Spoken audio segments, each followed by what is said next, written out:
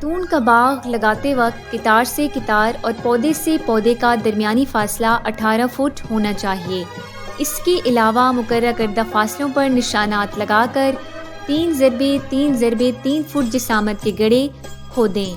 تقریباً 2 ہفتے تک ان گڑھوں کو کھلا رہنے دیں۔ اس مقصد کے لیے ایک حصہ بلائی زرخیز مٹی اور 2 حصے بھل درمیانی مٹی یا نالوں کی مٹی فی گڑھا اچھی طرح ملا کر گڑھوں کی بھرائی کریں۔ گڑھا سطح زمین سے 5-6 انچ اوپر رکھیں۔ بھرائی کے وقت ایک کھلا پانی لگائیں تاکہ تمام بھرائی یکجاں ہو جائے۔